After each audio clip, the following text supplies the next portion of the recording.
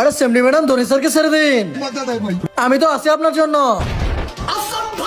চলো সবাই হোমওয়ার্ক বের করো। ধনী স্যার, আরে স্যার এটা আপনার কি হয়ে গেছে? আরে তোমাদের ছাত্র আমাকে বম দিয়ে এরকম করছে। কি তোদের তো কি রে, স্কুলে বম বাড়াইছিস? চল যা এখান থেকে। কিরে আজকে কি বম নিয়ে আসিস নাকি? না স্যার, আজকে তো তোদের ব্যাগই চেক করবো, দাঁড়া। तोबा तोबा तोबा सारा मूड खराब कर दिया। अबे साले আরে ভাই ধনী স্যার তো আমাদের সব বম নিয়ে নিয়েছে।